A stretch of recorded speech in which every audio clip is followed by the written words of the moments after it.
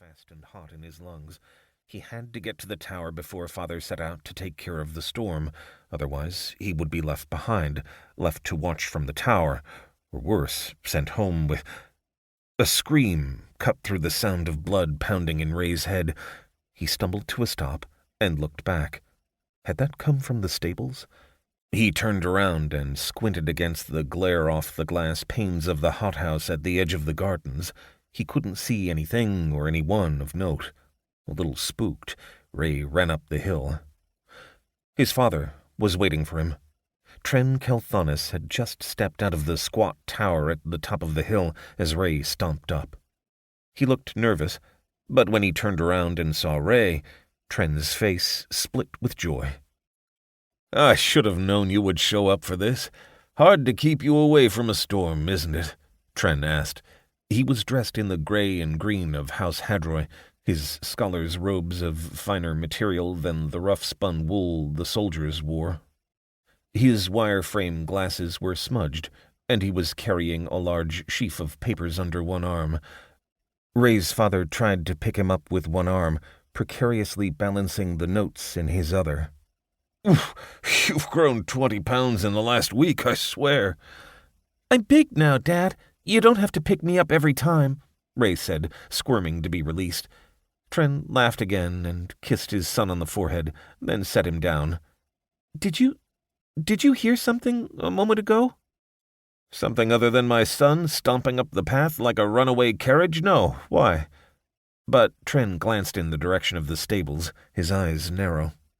"I thought I heard someone scream," Rae said, "down by the stables." "Well, it was probably nothing. A frightened horse or something. Beasts have a sense of the weather. The front probably has them spooked." Tren patted Rae on the head.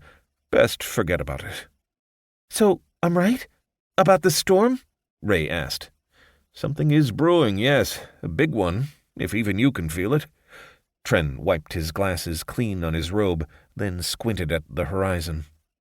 A veil of dark clouds had formed and was rapidly rushing toward the estate. Terrible timing, or perfect.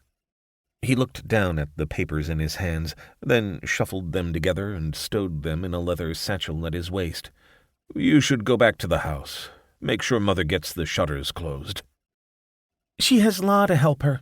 Rae folded his arms and stuck out his lip. "And maybe you'll need my help." "Well, you can stay for a bit, but if things get dicey, I want you in the tower. Understand?" "Yes, sir." "All right, then." Tren gently set his glasses on his face. "Let's see what we're dealing with, shall we?" Tren extended his hand as though reaching for something. Coiling fog rose from his palm and swirled outward in a tight cylinder. The mists slowly coalesced into a short sword with a wavy iridescent blade and a silver hilt rimed with sparkling frost.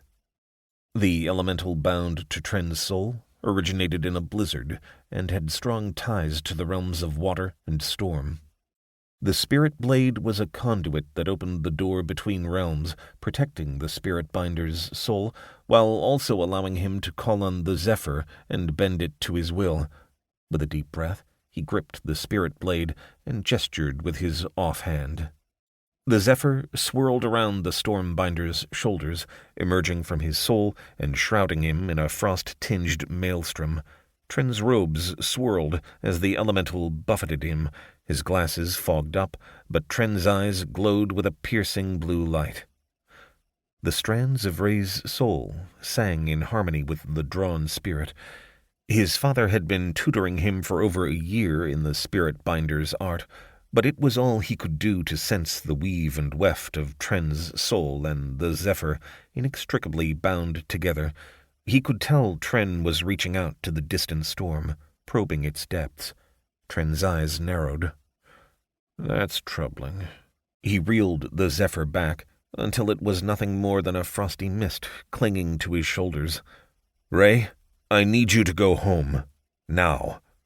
"But—" The storm churned closer, the black teeth of the squall line chewing through the forests that surrounded Hadroy House. On the far edge of the manor house, the jagged splinter of the huntsman's tower poked into the air like a spear arrayed against the darkness. Lightning flashed across the